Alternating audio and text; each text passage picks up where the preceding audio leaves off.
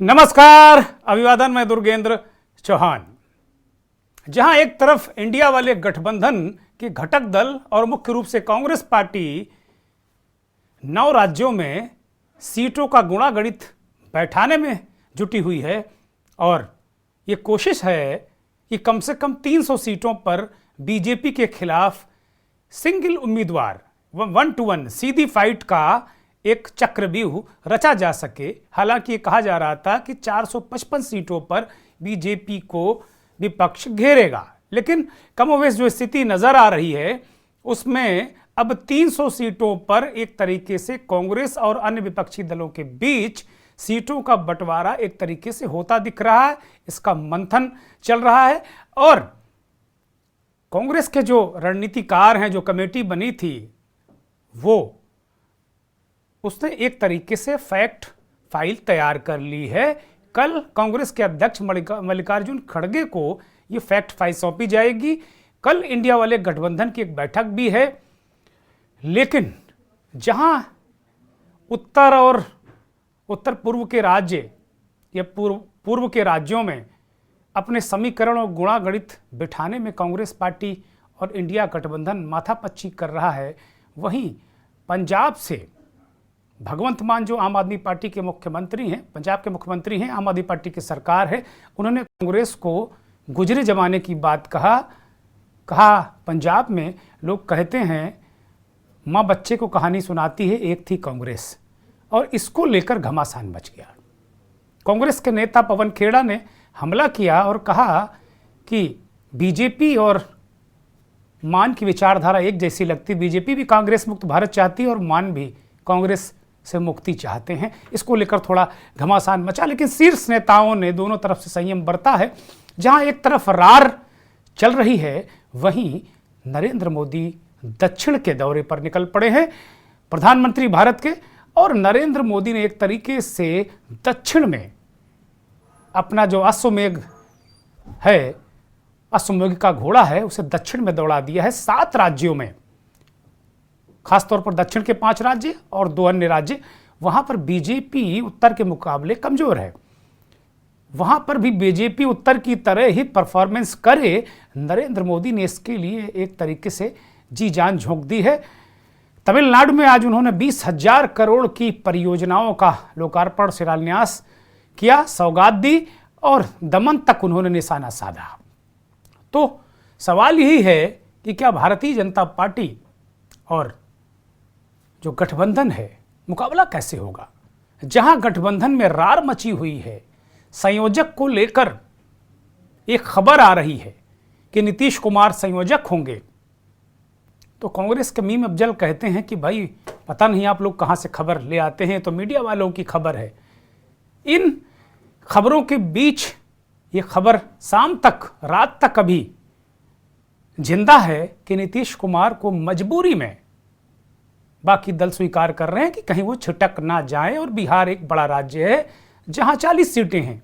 Congress party कुछ भी त्याग करने को तैयार है, लेकिन गठबंधन में कहीं कोई टूट फूट ना हो, इसकी कोशिश में लगी हुई है। तो नीतीश कुमार का लगभग संयोजक बनना तय हो गया है। 2-4 नानुकुर के बाद भी एक तरफ ये स्थितियां हैं, लगभग जो विपक्षी गठबंधन इंडिया वाला गठबंधन है, वो पिछले साल सितंबर में नीतीश कुमार ने बैठक की थी और बैठक के बाद उन्होंने एक तरीके से एका का फार्मूला तैयार किया था, लेकिन पूरा 1 साल 1-2 बैठकों के अलावा इस गठबंधन ने कुछ भी नहीं किया। और वहीं भारतीय जनता पार्टी लगातार धुआंधार तरीके से, भारतीय जनता पार्टी के नेता, उसके शीर्ष नेता नरेंद्र मोदी हर छोटे बड़े चुनाव को बहुत सीरियस लेते हैं और वो दक्षिण साधने निकल पड़े हैं। तो सवाल यही है कि गठबंधन, जो इंडिया वाला गठबंधन है, गठबंधन में रार, मोदी तैयार।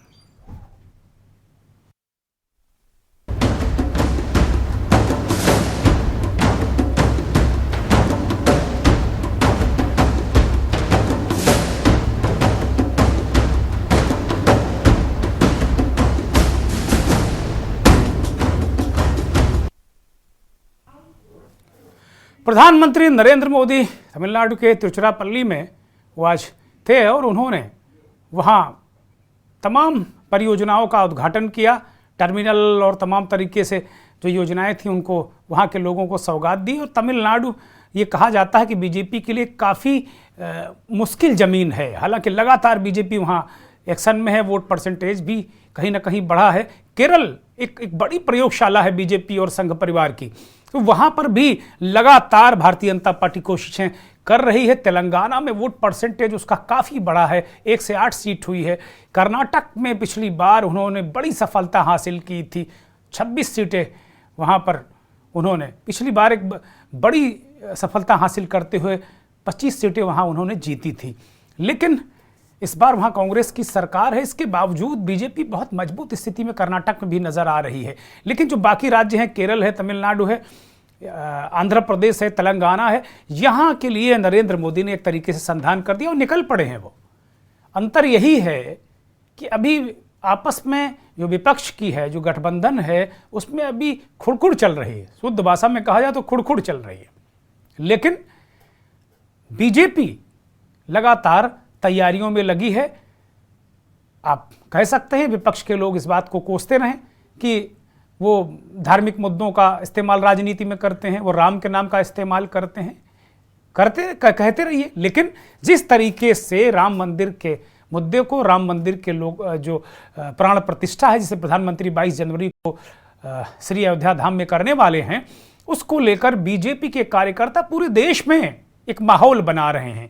गांव गांव, गली गली राम अक्षत का वितरण हो रहा है और चारों तरफ लोगों को निमंत्रण दिया जा रहा है। ये कहा जा रहा है कि 22 जनवरी को तो वहां सारे लोग नहीं जा सकते, क्योंकि प्रधानमंत्री जी ने खुद कह दिया इस बात को कि जिनका निमंत्रण वहीं आए, बाकी बाद में लोग दर्शन करने आए तो अपने आसपास के मंदिर, मठ, हर जगह राम धुन करिए, राम ज्योत जलाइए। एक पूरे देश में एक को राममय माहौल, राम तो कण कण में है, लेकिन पूरे देश में एक ऐसा माहौल पैदा करने की कोशिश में बीजेपी लगातार है। और जाहिर सी बात है कि इसका पॉलिटिकल फायदा होता है, इसमें कहीं कोई संदेह नहीं है।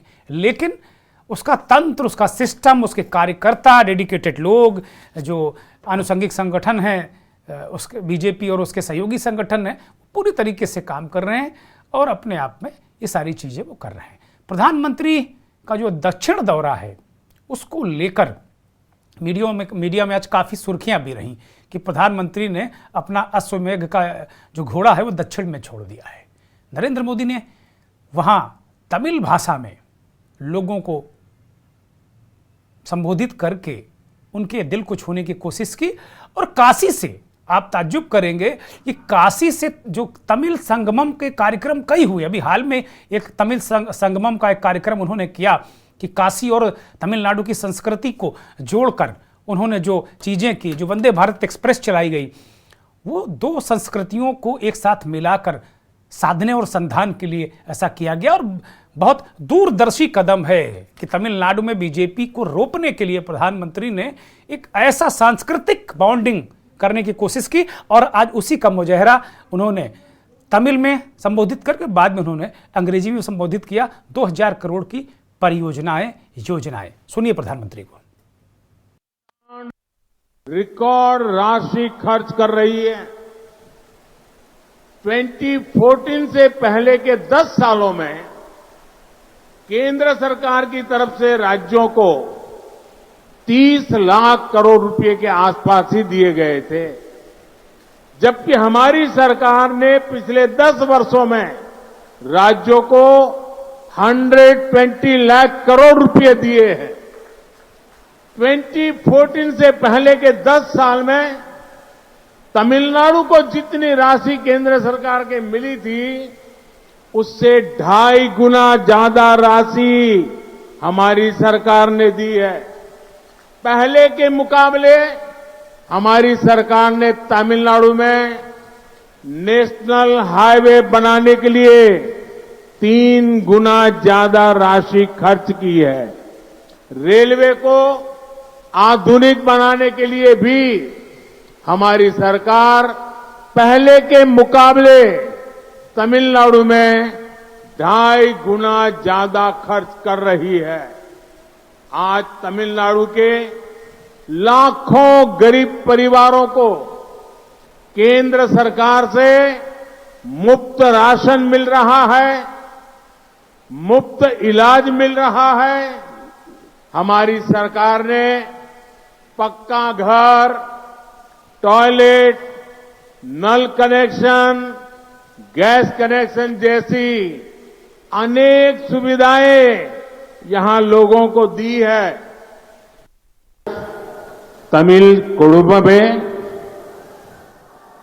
मुदलिल उंगल अनैवरक्कुम 2024 पुत्तांड नलवाच्यक्कल। I wish that the year 2024 is peaceful and prosperous for everyone.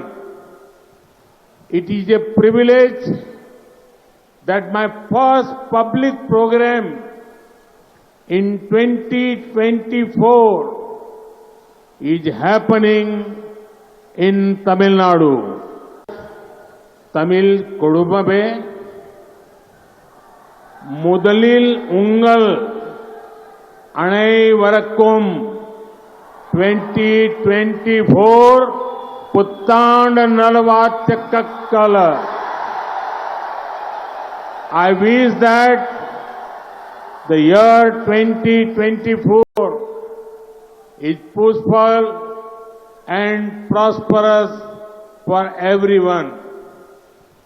It is a privilege that my first public program in 2024 is happening in प्रधानमंत्री ने किस तरीके से लोगों को छुआ, तमिल में उन्होंने संबोधित किया, नए साल की शुभकामनाएं दी, उज्जवल भविष्य की शुभकामनाएं दी और उन्होंने ये कहा कि 2024 में उनका ये पहला प्रोग्राम है, इसका प्रिविलेज तमिलनाडु को मिला है। प्रधानमंत्री का जो अंदाज है लोगों को छूने का, उनकी भावनाओं को छूने का, वो अद्भुत है, इसमें कहीं कोई संदेह नहीं। और जिस तरीके से उन्होंने किनाया कि 2024 से पहले जितना धन तमिलनाडु को मिलता था उससे 2.5 गुना धन उनकी सरकार ने तमिलनाडु के विकास में दिया, जबकि उनकी पार्टी की सरकार वहां नहीं है। इसी तरीके से बहुत सारी चीजें उन्होंने उपलब्ध कराई, मुहैया कराई हैं। इस तरीके की स्थितियां, परिस्थितियां हैं। अब गठबंधन की बात कर लें तो जहां गठबंधन को लेकर स्थितियां, परिस्थितियां नजर आ रही हैं, हम आज उसी पर बात करने वाले हैं कि गठबंधन के जो मोटा मोटा इंडिया वाले गठबंधन का खाका तैयार है और नरेंद्र मोदी ने दक्षिण से संधान किया है। हालांकि गठबंधन में बीच बीच में रार हो जाती है, लेकिन इस तरह की चीज़ें आती हैं। अब जिस तरीके से स्थितियां, परिस्थितियां आपको नज़र आ रही हैं, उसमें एक ग्राफिक के जरिए हमने कुछ समझाने की कोशिश की है। वो ग्राफिक चलाया जाए। कुल मिलाकर जो कांग्रेस पार्टी है वो ये स्थितियां, परिस्थितियां आपको सामने हैं और कांग्रेस त्याग करने को तैयार है। 231 लोकसभा सीटें हैं, 23 राज्य हैं जहां कांग्रेस अकेले लड़ सकती है और गठबंधन 7 या 9 राज्यों में गठबंधन की स्थितियां हो सकती हैं।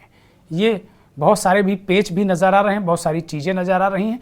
लेकिन उत्तर प्रदेश जो सबसे बड़ा राज्य है, वहाँ समाजवादी पार्टी 2 से 8 सीटें देने को तैयार है। इसी तरीके से बिहार में 4 सीटें उसको मिल सकती हैं।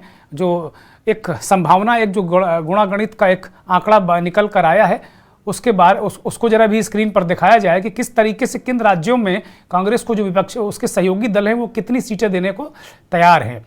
तो जो आपके सामने तकरीबन 9 राज्य हैं, जम्मू कश्मीर है, दिल्ली है, उत्तर प्रदेश है, पश्चिम बंगाल है, महाराष्ट्र है, केरल है, तमिलनाडु है। इस जो ये राज्य हैं, यहाँ कांग्रेस गठबंधन कर सकती है और ये आंकड़ा लगभग 300 सीटों का है इन राज्यों पर। जम्मू कश्मीर है, दिल्ली, उत्तर प्रदेश, बिहार, झारखंड। तो इनका मसला पूरा आपके सामने है और ये 9 राज्यों का एक गुणागणित आपस में सीट शेयरिंग का कांग्रेस और जो उनके सहयोगी दल हैं गठबंधन में, वो लगभग तैयार होता नजर आ रहा है। दूसरी तरफ एनडीए है, नरेंद्र मोदी हैं और उनका चेहरा है। बहुत सारी चीज़ें, स्थितियां, परिस्थितियां हैं। दूसरी एनडीए की सबसे बड़ी चुनौती 7 राज्य हैं, बड़े चैलेंजिंग हैं बीजेपी के लिए, वो आपकी टीवी स्क्रीन पर हैं। तेलंगाना है, तमिलनाडु है, केरल है। कर्नाटक में तो उतनी चुनौती नहीं है। पिछली बार एक बड़ी तादाद में सीटें सुपड़ा साफ कर दिया था विपक्ष का, लेकिन इस बार ऐसा लग रहा है कि चुनौती महाराष्ट्र है, बिहार है, बंगाल है। यहाँ अभी जो आंकड़े आए हैं महाराष्ट्र में भी, वो इतनी सारी तोड़फोड़ के बावजूद भी महाविकास आघाड़ी थोड़ा भारी नज़र आ रही है। ममता बनर्जी बंगाल में मजबूत हैं, बिहार में अगर नीतीश कुमार और महागठबंधन एक साथ लड़ते हैं तो वो मजबूत हैं। तो इन राज्यों में लगभग 234 सीटें नज़र आती हैं। इन राज्यों को लेकर बीजेपी और प्रधानमंत्री नरेंद्र मोदी ने खुद अभी से कमान संभाल ली है। तो सवाल यही है कि भाई अभी एक जो विपक्ष है, जो मोदी को हराने के दावे और दम भरता है, वो अभी सीट शेयरिंग और इसमें उलझा हुआ, अभी उनका संयोजक कौन होगा, बहुत सारी चीज़ें हैं। दूसरी तरफ बीजेपी बहुत तेज़ी से अपने चुनाव अभियान को अंजाम दे रही है। हमारे साथ बहुत सारे मेहमान हमारे साथ जुड़ गए हैं। भुवन भास्कर जोशी साहब हैं, प्रोफेसर भुवन भास्कर जोशी, समाजवादी पार्टी के नेता, प्रवक्ता, हमारे साथ जुड़े हुए हैं। जोशी साहब बहुत स्वागत, बहुत धन्यवाद, आभार आपका। संजय कुमार पटेल, जेडीयू के नेता, बिहार से हमारे साथ जुड़े हैं। पटेल साहब स्वागत, बहुत धन्यवाद। संजय श्रीवास्तव, जाने माने राजनीतिक विश्लेषक, वरिष्ठ पत्रकार, हमारे साथ जुड़े हैं। संजय भाई बहुत स्वागत, बहुत धन्यवाद, बहुत आभार आपका। और कांग्रेस पार्टी के वरिष्ठ नेता, प्रवक्ता कुंवर सिंह निषाद साहब हमारे साथ जुड़े हुए हैं लखनऊ से, बहुत धन्यवाद, बहुत आभार कुंवर सिंह निषाद साहब। आज मेरा मन है कि मैं चर्चा संजय श्रीवास्तव से शुरू करूं। पिछली बार संजय जी हमारी डिबेट में थे, बहुत सारा मटेरियल इकट्ठा हुआ और अंत में कुछ तकनीकी खामी आ गई, तो बहुत बहुमूल्य विचार संजय जी के हम ले नहीं पाए, इसलिए आज मैं चाह रहा हूं बस इसलिए। और आज थोड़ा सा विषय भी ऐसा है कि संजय जी अगर शुरू करेंगे तो मुझे लगता है थोड़ा चीज़ें और हम लोग इसको आगे अच्छे तरीके से करेंगे। संजय श्रीवास्तव, आपके पास मैं आ रहा हूँ। एक तरफ दो तस्वीरें हमने दिखाई कि एक तरफ जो गठबंधन है, अब दरार तो हम नहीं कहेंगे लेकिन रार हो रही है, बीच बीच में रार छेड़ दे रहा है कोई। भगवंत मान कह रहे हैं कि माँ बच्चे को कहानी सुनाती है गब्बर सिंह के अंदाज में, वो कह रहे हैं कि बेटा सो जा नहीं गब्बर आ जाएगा, तो वो कह रहे हैं कि बेटा एक थी कांग्रेस। इस तरीके की बातें करोगे भाई, एक तो वैसे ही पार्टी, अगर किसी के जले में नमक छिड़कोगे, पूरी की पूरी सरकारें वहां चली गई, आम आदमी पार्टी की सरकार बन गई, और उसके जले में नमक छिड़कोगे तो भाई आदमी तिलमिलाएगा। पवन खेड़ा ने पता नहीं और क्या क्या कह दिया, फिर और भी तमाम प्रवक्ता मैदान में कूद गए, लेकिन हालांकि दोनों तरफ से शीर्ष नेतृत्व तो नहीं आया। एक बार बहुत गंभीर चर्चा कि संजय जी, ये तो खैर चलता है, चलता रहेगा, अलग अलग तमाम विचारधाराएं हैं, और जब एक साथ बहुत सारे दल आते हैं, महत्वाकांक्षाएं बहुत सारी होती हैं, तो इस तरह की चीज़ें होती भी हैं। सबसे महत्वपूर्ण जो विषय ये है कि जो दक्षिण समेत जो हमने भी 7 राज्य दिखाए, महाराष्ट्र भी है, बिहार भी है, बंगाल भी है, कि वहाँ बीजेपी को चुनौती है, और जो गठबंधन के मुकाबले बीजेपी को वहाँ चुनौती महसूस करें। नरेंद्र मोदी निकल पड़े अपने बिल्कुल रथ पे सवार होकर, चुनावी रथ पे, और उन्होंने 20,000 करोड़, 20,000, मतलब हमें बोलने में भी बहुत ताकत लगानी पड़ रही है, 20,000 करोड़। संजय जी को याद होगा, हम लोग के एक संपादक हैं अभी, वो कहा करते थे कि लो पूरे इतने 1,000 रुपए आपको देता हूं, तो 1,000 पे बहुत जोर देते थे, हम लोगों को लगता था बहुत ज्यादा है ये। तो उसी तरीके से मैं कह रहा हूं कि 20,000 तो बहुत ही ज्यादा है, इसमें कहीं कोई संदेह नहीं। इतनी सारी योजनाएं, बहुत सारी चीजें आज नरेंद्र मोदी ने तमिलनाडु को दी, दमन तक उन्होंने किया। अब वर्तमान राजनीतिक परिस्थितियों को कैसे देख रहे हैं संजय जी? ओपनिंग कमेंट आपका। सबसे पहले तो धन्यवाद दुर्गेन जी, बहुत अच्छे विषय का आपने चयन किया है, और मैं इसलिए कह रहा हूं कि अभी से गठबंधन में दरार और बीजेपी को एक तरीके से माइलेज या बीजेपी तैयार, इस तरीके का टॉपिक डिबेट होने से, अगर गठबंधन में वाकई दरार है, गठबंधन में कुछ खामियां हैं और गठबंधन के लोगों को वाकई बीजेपी से कमर कसनी है, तो उनके लिए समय है, और इन चुनौतियों को टीवी डिबेट्स में देखना चाहिए, और ऐसे प्रोग्राम को देखकर कम से कम कुछ सबक लेना चाहिए कि भाई जहां खामियां हैं, जहां दूरियां हैं, वो कैसे दूर हो, और बीजेपी से कैसे 24 में जो पाला पड़ा है उससे कैसे पार पाया जाए। तो ये बहुत ही अच्छी एक तरीके से पहल है जो गठबंधन के लोग हैं उनको ये समझने के लिए। एक आप भी जानते हैं कि इस समय खरमास चल रहा है जी, और खरमास 14 जनवरी को कंप्लीट होगा। खरमास में होता है कि खर यानी गधे, सूर्य देव का जो रथ है वो अभी गधे हाँक रहे हैं, इसकी स्पीड थोड़ी स्लो है। तो आप देखिए कि कैसे अभी जो पिछले राज्यों के 5 राज्यों के चुनाव हुए उसमें बीजेपी को भारी सफलता मिली जी। मोदी जी अभी 30 दिसंबर को अयोध्या में थे, एयरपोर्ट का उद्घाटन किया और उन्होंने 22 जनवरी के जो भी कार्यक्रम होंगे उसकी मैसेजिंग और तैयारियां सारी पूरी कर ली और इसके बाद आज दक्षिण में निकल गए। तो कहीं ना कहीं जो आप संधान का प्रयोग शब्द का करते हैं, संधान यानी कि एक बाण होता है जिसको संधान किया जा रहा है, अश्वमेध घोड़े का कह लीजिए या विजय के लिए कह लीजिए या उनका जो यज्ञ है 24 का उसको कह लीजिए, तो संधान उन्होंने कर दिया है। और 14 तारीख से जैसे ही समय बदलेगा सूर्य देव के रथ में घोड़े आ जाएंगे गधे की जगह, तो वो रफ्तार पकड़ेगा। वैसे ही मुझे लगता है कि मोदी जी की ये जो तैयारी है कि दक्षिण से, चूंकि दक्षिण में बीजेपी बहुत कमजोर है, जो आपने कहा कई राज्यों में उनका खाता भी नहीं खुलता है, तो निश्चित तौर पर इस संधान के मायने ये जो तमाम योजनाओं का शिलान्यास, उद्घाटन और मोदी जी में एक प्रशंसा तो करनी होगी और विपक्ष वाले ये बिल्कुल उनको करना भी चाहिए कि हमेशा वो तैयार रहते हैं। रात में सोए, अगले दिन रात में क्या हुआ था इसको सुबह उठ के भूल जाते हैं और सुबह अगले चुनाव या अगले पड़ाव की तैयारी किस तरह करनी है और कैसे किला फतेह करना है वो बखूबी वो तैयारी करते हैं और उसके लिए निकल पड़ते हैं। तो जैसे ही मेरा कहना है कि जो सूर्य देव का रथ है उसमें घोड़े सवार होंगे, वैसे बीजेपी मोदी जी के रथ पर सवार होगी और घोड़े की ही स्पीड से चल पड़ेगी। अब निश्चित तौर पर इन लोगों को समय रहते चेतना चाहिए, चाहे उत्तर प्रदेश हो, बिहार हो, पश्चिम बंगाल हो, पंजाब हो, जहां भी सीटें लोकसभा की ज्यादा है और वहां चूंकि क्षेत्रीय पार्टियां नहीं चाहती कि उनका मुकाबला किसी तरीके से राष्ट्रीय पार्टियों के साथ हो, वो चाहती हैं कि राष्ट्रीय पार्टियां वहां कमजोर हो और उनका दबदबा कायम रहे और वो लोकसभा की सीटें जीते। लेकिन पिछले कुछ लोकसभा के चुनाव आप देखिए, जब से बीजेपी लीड कर रही है हर राज्यों में, तो उत्तर भारत के राज्यों में कहीं ना कहीं बीजेपी का वर्चस्व इतना ज्यादा है कि जो क्षेत्रीय पार्टियां हैं उनको भी सीटें हासिल नहीं हो रही हैं। बहुजन समाज पार्टी का हाल देखिए कि क्या हश्र है यहाँ उत्तर प्रदेश में, बिहार में जो क्षेत्रीय दल है लोकसभा में उनका क्या हश्र है, महाराष्ट्र में देखिए, राजस्थान में देखिए, मध्य प्रदेश में देखिए, तो उत्तराखंड में और दिल्ली में तो सारी की सारी सीटें ही बीजेपी के पास है। तो कहीं ना कहीं मेरा कहने का यह मतलब है कि निश्चित तौर पर आपकी इस डिबेट से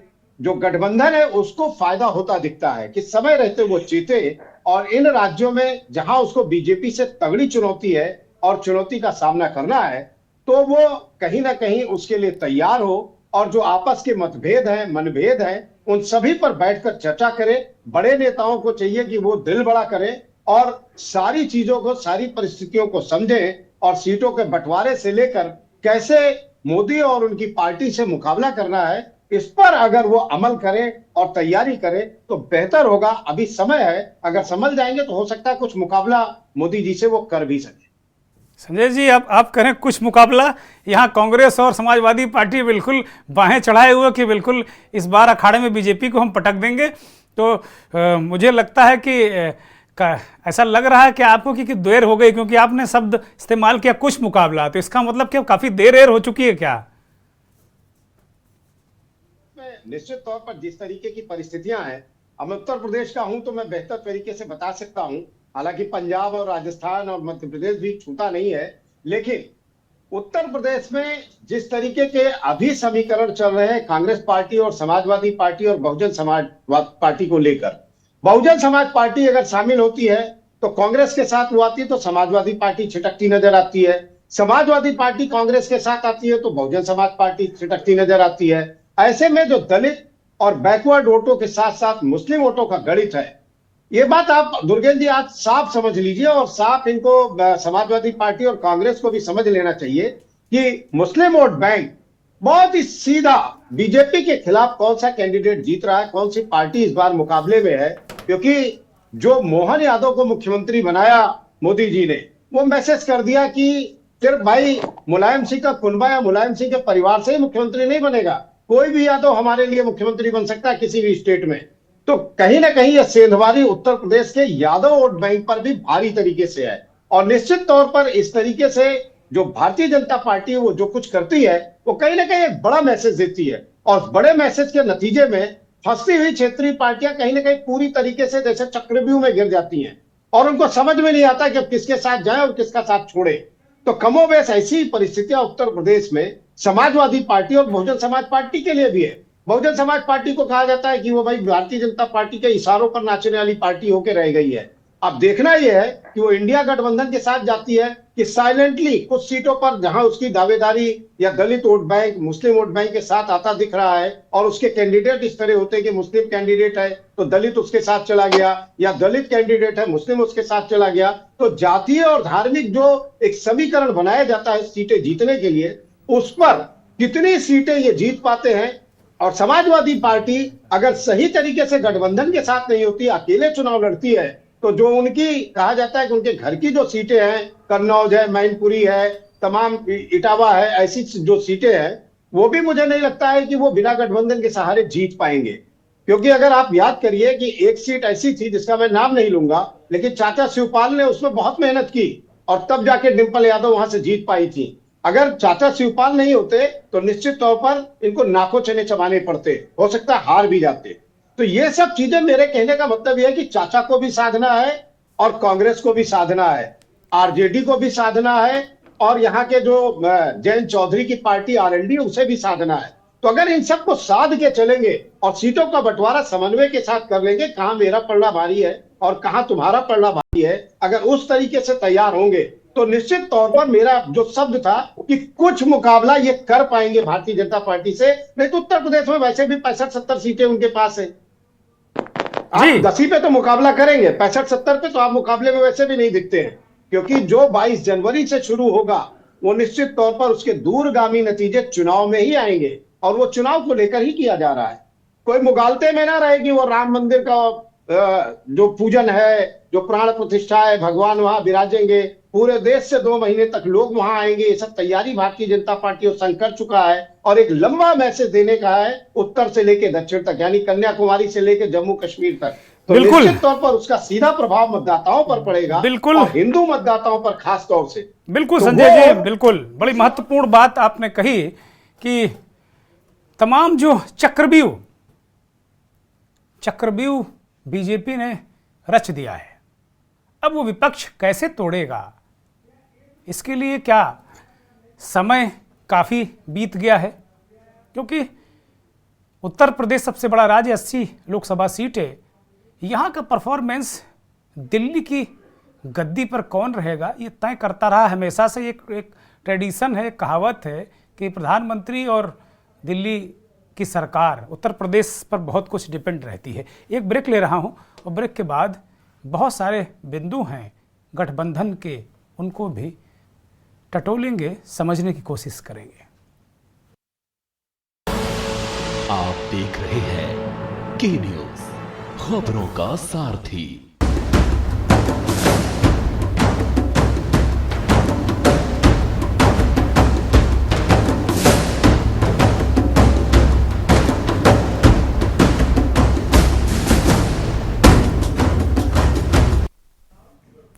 हम बात कर रहे हैं जो महागठबंधन है इंडिया वाला, उसमें रार और बीजेपी तैयार। जिस तरीके से भी चर्चा ब्रेक से पहले हम लोग कर रहे थे कि नरेंद्र मोदी के नेतृत्व में किस तरीके से तेजी से बीजेपी काम करती है और जो 3 राज्यों का चुनाव जीतने के बाद पार्टी हैंगओवर में नहीं है। नरेंद्र मोदी खुद दक्षिण के राज्यों में निकल पड़े। संजय श्रीवास्तव ने कहा कि अभी सूर्य भगवान का जो रथ है, खरमास चल रहा, खर माने गधा, और वो सूर्य भगवान का जो रथ है वो गधे हाँक रहे हैं। जैसे ही 14 जनवरी के बाद खरमास खत्म होगा तो रथ में घोड़े आ जाएंगे और उस वक्त वो घोड़े वाले रथ पर सवार होकर बीजेपी के शीर्ष नेता नरेंद्र मोदी और उनकी पार्टी इतनी तेज़ी से दौड़ेगी कि विपक्ष को, मुझे लगता है, अपनी रफ्तार बढ़ानी पड़ेगी और रफ्तार बढ़ा के कहीं ना कहीं कुछ ना कुछ कंपटीशन विपक्ष कर सकता है, ऐसा वो कह रहे थे। हमारे साथ भारतीय जनता पार्टी के नेता अश्विनी शाही उत्तर प्रदेश के लखनऊ से जुड़े हैं, राजधानी है। शाही साहब, स्वागत, बहुत धन्यवाद। और संजय कुमार पटेल जेडीयू के नेता बिहार से हमारे साथ एक बार फिर जुड़ गए हैं। बाकी सारे मेहमान पूर्वत ही हैं, कुंवर सिंह निषाद और भुवन भास्कर जोशी प्रोफेसर साहब, दोनों समाजवादी पार्टी कांग्रेस के नेता हमारे साथ लगातार जुड़े हुए हैं। मैं प्रोफेसर जोशी के पास आना चाहता हूं। प्रोफेसर जोशी, वास्तव में जिस तरीके से परिस्थितियां नज़र आ रही हैं, अब ये आप कह सकते हैं कि हमारा नज़रिया है, आपका नज़रिया अलग हो सकता है, लेकिन जिस तरीके से गठबंधन में अभी मामला लेट चल रहा है सीटों को लेकर, अब अभी आज इस तरह के अंदर से खबरें आ रही हैं कि 6 से 8 सीटें कांग्रेस को आप लोग दे रहे हैं। बहुत सारी चीज़ें हैं, मैं कोई बहुत ऑथेंटिक बात इसलिए नहीं करता हूं कि जब सारी चीज़ें सामने आ जाएंगी तो स्पष्ट हो जाएंगी, लेकिन वास्तव में उत्तर प्रदेश में जहां इतनी सारी सीटें बीजेपी ने जीती, वहां के लिए कोई प्लान अभी तक नजर नहीं आ रहा विपक्ष में। प्रोफेसर जोशी, देखिए, जहां से आपने शुरुआत करी और हमारे जो राजनीतिक विश्लेषक है जिन्होंने बताने का काम करा, चैनल में आपने भी बताने का काम करा कि माननीय प्रधानमंत्री जी अपना विजय रथ का घोड़ा लेकर आज साउथ पहुंच चुके हैं। लेकिन चूंकि हम तो उत्तर प्रदेश में रहते हैं और उत्तर प्रदेश की हमारी पार्टी है, मैं माननीय हमारे जो प्रदेश के यशस्वी प्रधानमंत्री जी हैं, देश के, उन्हीं की देश के हमारे यशस्वी प्रधानमंत्री जो है, माननीय प्रधानमंत्री जी जो हैं, उनके संसदीय क्षेत्र की घटना बताने का काम करता हूं और पता चलता है कि यथार्थ में क्या चल रहा है प्रदेश में। और योगी जी की जो जीरो टॉलरेंस की नीति है और माननीय प्रधानमंत्री जी का जो 56 इंच का सीना है, जो भारत में नहीं विश्व में प्रसिद्ध है, उसकी क्या गहराई है, क्या जमीन पे काम चल रहा है। मैं बताना चाहता हूं, वहां पर जो BHU है, बनारस हिंदू यूनिवर्सिटी जो है, वहां पर एक छात्रा का रेप होता है माननीय हमारे जो प्रधानमंत्री जी के संसदीय क्षेत्र में, और उसको करने वाले कोई और नहीं थे, वो इन्हीं के IIT सेल के तीन जो है इनके पदाधिकारी थे। वो रेप करते हैं और उसके बाद वो आराम से 20-25 दिन वहां पर मध्य प्रदेश में चुनाव प्रचार करके आते हैं और पुलिस बिल्कुल ठंडे बस्ते में डाल दिया गया। योगी जी वो सर्विस होके आ जाता, उसमें तेल पानी की कोई कमी नहीं होती और अब तक कार्रवाई हो गई। लेकिन अभी गिरफ्तारी की औपचारिक 2 महीने के बाद हो पाई है और अभी कोई कार्रवाई उस तरह की नहीं हो पाई है जैसा कि योगी सरकार मशहूर है। यानी कि जो सिस्टम चल रहा है कि अपने विचारधारा के लोगों के साथ कैसा, और ये अब नहीं हो रहा। अभी देखा ना आपने क्या नारा दिया, एक सांसद ने क्या कहने का काम करा, दबदबा था, दबदबा है, दबदबा रहेगा। चैलेंज है प्रधानमंत्री को, चैलेंज है देश की न्यायपालिका को, चैलेंज करने का काम करते हैं इनके सांसद हैं। और ये इससे पूर्व भी हुआ है, सहगल जी हो, वो विक्टिम का लड़ने वाला कोई नहीं बचा, ऐसा परिवार का सारा वो परिवार खत्म कर दिया। चिमयानंद जी हो, गृह राज्य मंत्री देश के रहे, सब इनके पास माला है। उस माला को लेकर मैं तो कहना चाहता हूं, आदरणीय पत्रकार साहब, वरिष्ठ पत्रकार साहब श्रीवास्तव जी, माननीय योगी जी, ये सब माला लेकर आज साउथ की ओर चल दिए। मैं तो माला को वैसे, और निश्चित तौर पे हमारा जो बात आप कह रहे हैं, आप बहुत वरिष्ठ पत्रकार हैं, इन सब मुद्दों का फर्क क्या पड़ रहा है? आपकी पार्टी कहाँ स्टैंड करती है? आप गठबंधन की बात हो रही है, चर्चा पॉलिटिकल हो रही है, आप जो मुद्दे बता रहे हैं, चिन्मय आनंद, आप कहते हैं तमाम मामले हैं, तमाम दाग हैं बीजेपी पे, लेकिन आप उनसे मुकाबला कैसे करेंगे? वोट तो वही जनता है ना, जनता को आप कैसे समझाने में कामयाब हो रहे हैं? आप तो नाकामयाब हैं। बनारस की घटना के बाद भी जनता सड़क पर आपके साथ नहीं आ रही, आप खुद सड़क पर नहीं आ रहे हैं। पकड़ लिए गए, नहीं पकड़ लिए गए, हम भी कहते हैं कि दोषी है, बाबा का बुलडोजर चलना चाहिए था, नहीं चला। लेकिन आप जनता को कैसे मैसेज देंगे? जनता वोट तो बीजेपी को ही देने जा रही है ना। लोग गालियां भी दे रहे हैं मगर वोट भी दे रहे हैं, क्योंकि आप तो नहीं देना चाहते। आप पहले गिरेबान में था कि आपको वोट क्यों नहीं देना चाहते, समाजवादी पार्टी को वोट क्यों नहीं देना चाहते लोग, कांग्रेस को वोट क्यों नहीं देना चाहते लोग। ठीक है, इस पर चिंतन होना चाहिए, इस पर चिंतन करिए। जोशी साहब जवाब दीजिए, मन पहले बदलिए ना। जोशी साहब जी जवाब दीजिए। आदरणीय संजय जी को बताना चाहता हूं, शायद विधानसभा के चुनाव में उनका शायद ध्यान गया नहीं गया, 111 माननीय विधायक हमारे अपने स्वयं के हैं और 14 हमारे अलायंस के हैं, और सरकार 202, 203 में बनती है, ये भी आप जानते हैं। तो करीब मामला रहा और एक बहुत जिम्मेदार पार्टी हम लोग वहां पर है। आपकी बात ठीक है, वोट नहीं मिल रहा, क्या उससे हमारी जिम्मेदारी खत्म हो जाएगी? क्या बेटी बचाओ बेटी पढ़ाओ का नारा केवल नहीं, लोगों को भड़काने के लिए दिया जाए? अरे जोशी आप साहब, क्या कर रहे हैं ये तो बताइए ना। जोशी साहब, पार्टी कहाँ मैं जोशी साहब, थोड़ा इसको मैं अभी जो रेप बलात्कार, इस पर हम लोग चर्चा कर लेंगे। हम कतई इन चर्चाओं से बिल्कुल नहीं बचते, क्योंकि ये मुद्दे जो हैं ये भी बड़े अहम हैं। लेकिन आज हम इस बात को कह रहे हैं, क्या आप ये कहना चाह रहे हैं कि ये 2-3-4 मुद्दे उठा के आप जो 80 सीटें हैं लोकसभा की, उसमें बहुत सारी सीटें क्या जीतने की स्थिति में आ जाएंगे क्या? हम जरा वो जानना चाह रहे हैं, क्योंकि आपके यहाँ सीटों के बंटवारा लेट, बहुत सारी चीजें लेट, और बीजेपी ये मान रही है, प्रधानमंत्री दक्षिण में निकल गए तो ये मान रहे हैं कि भैया उत्तर ठीक है, सब फूलो फलो आगे बढ़ गए। दुर्गेश जी, अगर मैं कहता हूं ये सारे मुद्दे पे वोट नहीं पड़ा, मैं आप कह रहा हूं हम सरकार नहीं बना पाए। मैं भाई साहब की बात बड़ी कर देता हूँ, वरिष्ठ पत्रकार है, उनका ज्ञान, मेरा पॉलिटिकल क्षेत्र में उनका पत्रकारिता में अलग अलग विषय, लगभग समान ही अनुभव होगा। मेरे को 28-30 साल हो गए राजनीति करते हुए, उनको भी 28-30 साल का 35 का होगा अनुभव। तो मैं ये कहना चाहता हूं कि अगर ये रेप के मामले हैं या जो इन्होंने जो जुमले दिए थे, उन आज के विषय पे आ जाऊंगा। मैं आपको बहुत जिम्मेदारी से कहना चाहता हूँ दुर्गेश जी, कहीं चर्चा नहीं हो रही। आज एक यूट्यूब चैनल, प्रतिष्ठित चैनल में आज मैंने पहली बार उस पर डिबेट करी, साफ सूखा हुआ पूरे मीडिया को, मुझे कहते हुए कोई दिक्कत नहीं, मैं न डरता हूं। नहीं, हमें कोई सांप अब चर्चा नहीं नहीं सूंघता, है। हमें सांप हमारे इर्द गिर्द से सांप नहीं जा पाता। मैं बता दे रहा हूं दुर्गेश जी, आपको, सांप इर्द गिर्द नहीं जा पाता। आप हमारे साथ चर्चा में रहते हैं, मैं सांप को आने नहीं देता आसपास। ना तो मुझे आपके प्रतिभा पर, ना आपके चैनल पे प्रतिभा है, लेकिन मैं भी पूर्णकालीन समाजवादी पार्टी का कार्यकर्ता हूं। मेरे पे कोई व्यापार नहीं है, कोई नौकरी नहीं है, मैं तो पूर्णकालीन समर्पित हूं माननीय अखिलेश जी, माननीय डिंपल जी को, समाजवादी पार्टी को। तो मैं तो पूरे दिन यही काम करता हूं। लेकिन एक डिबेट मैंने करी आज, घटना को 2 महीने हो गए, आज करी मैंने एक डिबेट एक यूट्यूब चैनल में, बढ़िया चैनल। मैं आपको विषय बताना चाहता हूँ, ये विषयांतर नहीं करना चाहता था मैं कार्यक्रम को, लेकिन बड़ा दुख जल्दी होता है करिए, कि बाकी लोगों को भी मुझे लेना है और मेरे पास समय भी थोड़ा सा कम होता है। मैं आपको विषय कर रहा हूं। धीरे धीरे हमारा जो गठबंधन है, देश बचाने को, संविधान बचाने को, लोकतंत्र बचाने को इकट्ठा हुआ है। और निश्चित तौर पे आपको विषय बताना चाहता हूं, धीरे धीरे मीटिंग हुई है। पहले लोगों ने कहा मीटिंग नहीं हो पाई, वो लोगों को भी जवाब मिल गया कि मीटिंग होती है। संयोजक का और सीट बंटवारे के 2 इशू रह गए हैं।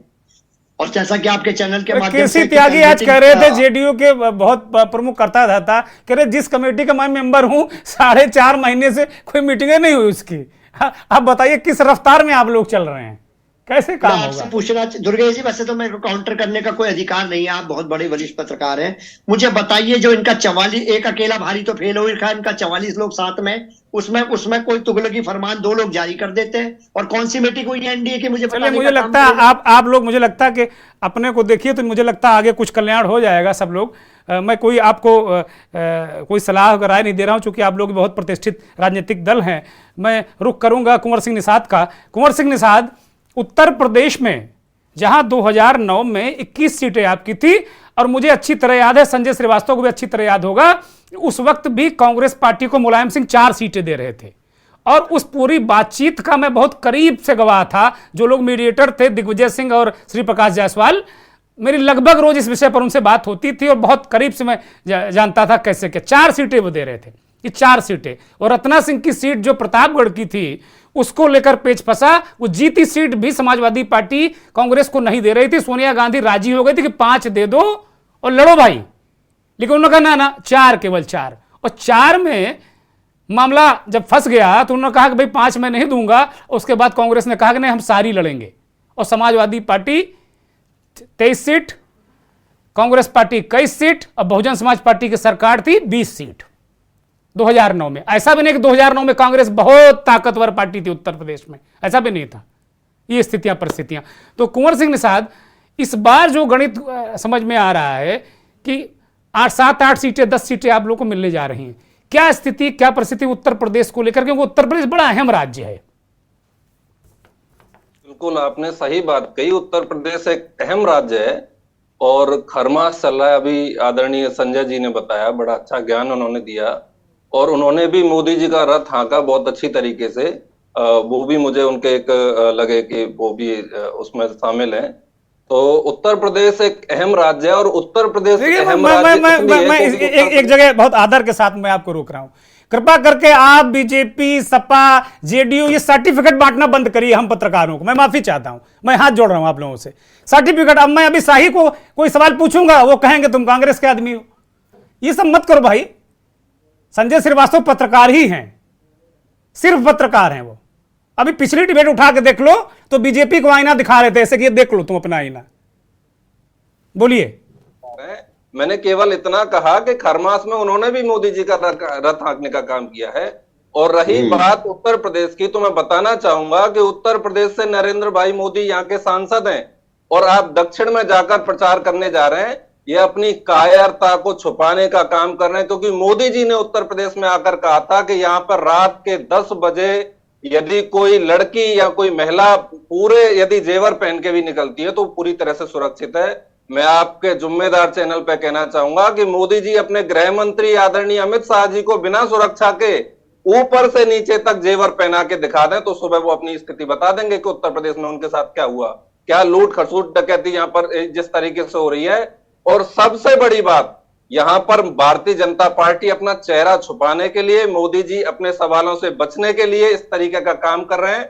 बनारस की जो घटना हुई है यह भारतीय जनता पार्टी के मुंह पर एक काले धब्बे के समान है। वहां के जो तीनों लोग वो एक ये जेपी नड्डा के साथ खड़े होते हैं, एक बाबा के साथ खड़े होते हैं और एक स्वयं मोदी जी के साथ खड़े होते हैं। यह बलात्कारियों को अपने साथ भाई नेता है, बहुत सारे नेता आपकी पार्टी के नेता के साथ खड़े होते हैं। अखिलेश जी के साथ अक्सर इस तरह की फोटो आ जाती है, तो क्या मैं मान लेता हूं अखिलेश जी आतंकवादियों से मिले हुए हैं? क्या ऐसा होता है क्या भाई? ऐसा पब्लिक फेस का आदमी है, उसके बगल में कोई खड़ा कर फोटो खिंचवा ले, उसको क्या पता कि कल रेप कर देगा जाके? कोई ऐसा मीटर तो है नहीं। हाँ, घटना जो हुई है निंदनीय है और उस पर उतनी कठोर कार्रवाई होनी चाहिए जितनी बाकी लोगों के साथ होती। मैं इस बात से बिल्कुल सहमत हूं। कांग्रेस पार्टी ने क्या किया जरा बताइए। आपने देखा क्या आज बनारस में कांग्रेस पार्टी ने सड़क पर उतरकर प्रदर्शन किया और भारतीय जनता पार्टी की सह पर वहां पर लाठीचार्ज हुआ। कुंवर सिंह निषाद जरा मुद्दे पर आ जाओ। अब मुद्दे पर आ जाओ। मान लिया आप लोगों का ओपन आ गया और इस पर भी हम करेंगे, हम इस पर भी चर्चा करेंगे। मुद्दे पर आ जाओ, कैसे उत्तर प्रदेश में पार पाएंगे ये बताओ। ठीक है, मैं अब बीजेपी के नेता को शामिल कर लेता हूं। मैं बीजेपी के नेता को शामिल कर लेता हूं। कुंवर सिंह मैं आ रहा हूं आपके पास। अश्विनी शाही जी मैं आपके पास आ रहा हूं। बहुत सारे सवाल आप पर उठाए गए बनारस की घटना को लेकर। यह अपने आप में एक अहम विषय है और वो कह रहे हैं कि भाई आप लोग सुशासन, शासन इसकी बात करते हैं, इस तरह की घटनाएं होती हैं। एक तो पहले इस पर आप जवाब दे दीजिए और दूसरा कि प्रधानमंत्री जी दक्षिण गए हैं और दक्षिण से वो संधान कर रहे हैं। जो विपक्ष है, गठबंधन है, वो कह रहा है कि हम यूपी में घेर लेंगे, तमाम हमारे पास मुद्दे हैं और ये मुद्दे आप लोग खुद ही दे रहे हैं उनको। अश्विनी शाही। दुर्गेन जी देखिए, मैं मुद्दे से जो है भटकने का काम नहीं करूंगा, जबकि विपक्ष का जो कुछ था पवन खेरा और उनका था मुद्दा, ये था बनारस के मुद्दे पर जवाब दीजिए। अरे बोलने दो भाई, बोलने दो। कुंवर सिंह निषाद बोलने तो दो, जवाब तभी देंगे जब बोलोगे। अश्विनी जी जरा ऑडियो ठीक करिए, हम सुन नहीं पा रहे हैं आपको। अश्विनी जी का ऑडियो ठीक किया जाए। जी आवाज आ रही है? हाँ बोलिए, अब बोलिए कृपया। मैं चाहता हूँ स्पष्ट रूप से बनारस की घटना से ही शुरू करता हूँ। उत्तर प्रदेश में बनारस में घटना जो हुई है वो निंदनीय घटना, उसके अपराधी पकड़े गए, जो कानून से कड़ी सजा होगी उनको मिलेगी। पहली बात। दूसरी बात ये है, माइक को थोड़ा और पास कर लीजिए भाई, माइक को थोड़ा और पास कर लीजिए। बिल्कुल डिस्टर्ब कर रही है आपकी आवाज और मेरे पास वक्त भी बहुत कम है। जी जी जी जी जी हाँ अब ठीक है, अब ठीक है। हाँ बोलिए। भारतीय जनता पार्टी की सरकार है जिसमें आप हाथ में पकड़ लो, हमें कोई इतराज नहीं। आप माइक हाथ में पकड़ लो, आप कोई दिक्कत नहीं, बोलो आप। उसमें कोई बहुत बनावटी करने की जरूरत नहीं है, आवाज दर्शक तक जानी चाहिए बस। अगर जा रही है तो आप बताइए, बोलिए।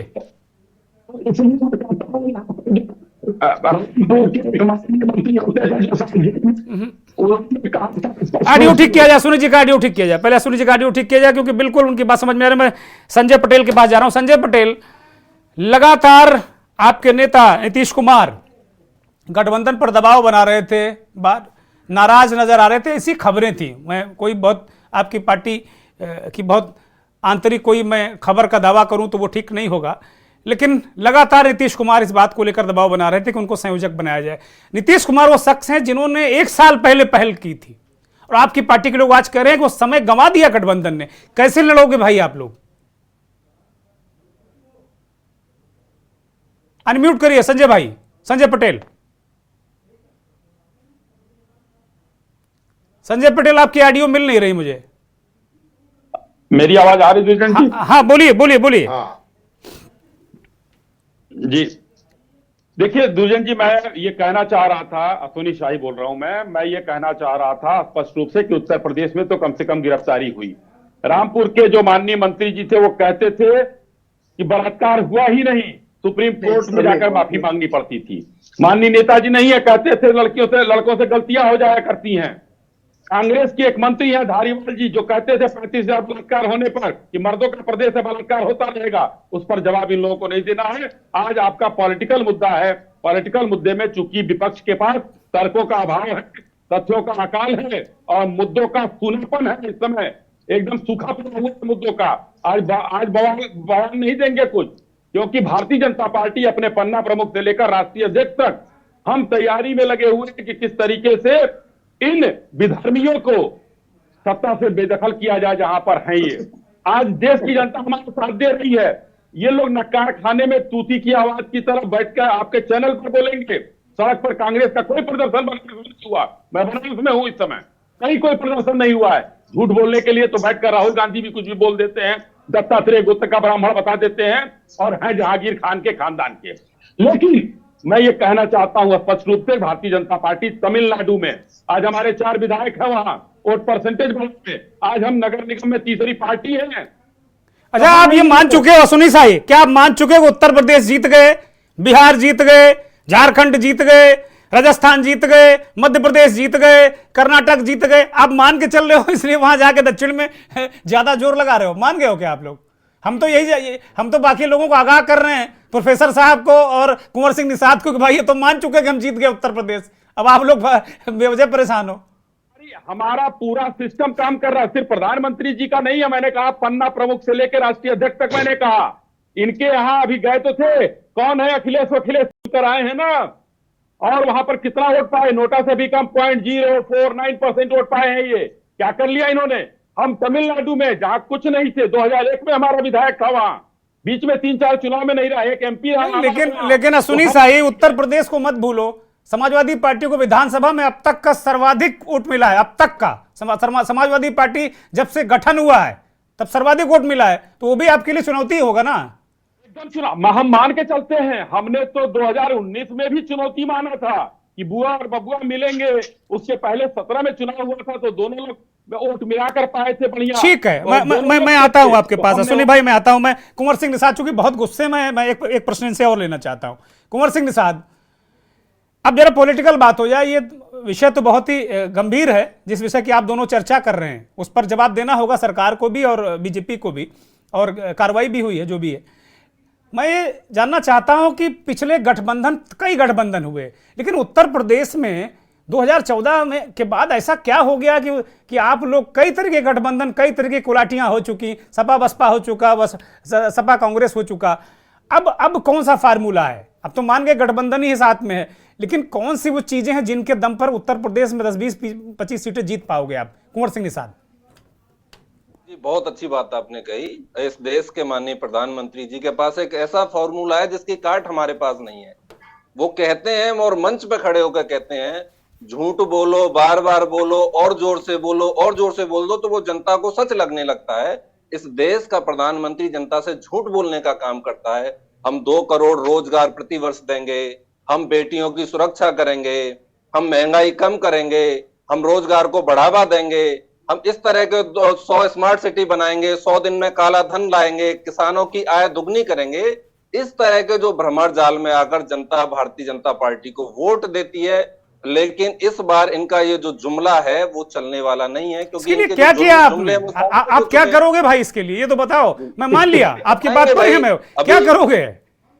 जनता तो मोदी मोदी मोदी मोदी कर रही है, क्या करोगे? हम तो कह रहे हैं, अश्विनी जी अभी बता रहे थे कि इनकी सरकार में ये होता था, कांग्रेस के सपा के जो विधायक मंत्री ये कहते थे इनको लाइसेंस मिल गया अब तो भारतीय जनता पार्टी को, कि इनके सर कहते थे तो हम तो करेंगे, भारतीय जनता पार्टी के तो लाइसेंस मिल गया है ब्रजभूषण शरण सिंह को, सेंगर को, चिन्मय आनंद को, इस तरीके से ये लोग बलात्कार करेंगे, बेटियों को उत्पीड़न करेंगे। ठीक है, महिला उत्पीड़न ठीक है। अब कुंवर भाई मैं रोक रहा हूँ, कुंवर सिंह निषाद मैं रोक रहा हूँ, माफी के साथ, चूंकि मेरे पास अब 1.5 मिनट का वक्त है। मैं जोशी साहब को लेता हूँ। जोशी साहब, काफी देर की चर्चा हो गई, लेकिन कोई पॉलिटिकल फार्मूला, मुद्दे कैसे लड़ोगे आप, जरा ये हमको तुरंत जल्दी से बता दो आप। बहुत इंस्टेंट कॉफी की तरह बिल्कुल। नहीं, हम तो बता रहे हैं, जनता के मुद्दों पर हम उनके बीच में जाएंगे। इस देश में महिला सुरक्षा होनी चाहिए, किसानों का सम्मान होना चाहिए। अरे तो राजस्थान में महिला सुरक्षा क्यों नहीं कर लिए भाई? क्या कर लिए? महिला सुरक्षा का काउंटर दे दीजिए। आपके जो नरेंद्र भाई मोदी है, मुंह में दही जमा के बैठे थे क्या? मणिपुर में जो घटना हुई, इतना बेशर्म कायराना हरकत नरेंद्र भाई। चलिए अब आप आपस में चर्चा मत करिए प्लीज। जोशी साहब, जोशी साहब बहुत 10 सेकंड में प्लीज। फिर मैं जेडीयू के नेता को मैं ले नहीं पाया हूं अभी तक, उनको लूंगा मैं। जोशी साहब बोलिए। बेशर्मी की हद है। और आपने कहा कि वहां पर कोई कांग्रेस के लोगों ने प्रदर्शन नहीं किया। कल का आप अखबार उठा के देखिए, शायद किसी अखबार में छपे तो पीएमओ जो वहां का क्लोजिंग टाइम है भाई, हमें बार बार कह रहे हैं क्लोजिंग टाइम। जोशी साहब को दे दो भैया 10 सेकंड। जोशी साहब बोलिए। मोदी का झूठ, मोदी के झूठे, इससे देश चलने वाला नहीं है। क्या बात है भाई? जो आप शांत हो जाइए, आप लोग शांत हो जाइए। जोशी साहब बोलिए। रोजगार मुद्दा है, किसानों को सम्मान मुद्दा है, महिला सुरक्षा मुद्दा है, आपके लिए शायद मुद्दा नहीं होगा। अंतिम सवाल जेडीयू के नेता संजय पटेल से। भाई संजय पटेल को बोलने दो यार, 2 शब्द बोलने दो। 1 घंटा से हमारे साथ में है मेरे भाई संजय पटेल।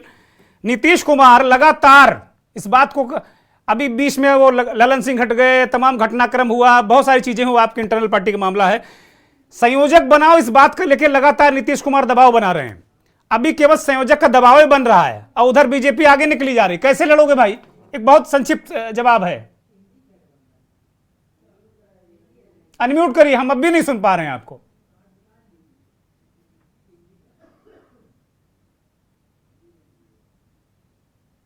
माफी के साथ में मैं नहीं ले सकता आपको। संजय श्रीवास्तव, अंतिम कमेंट।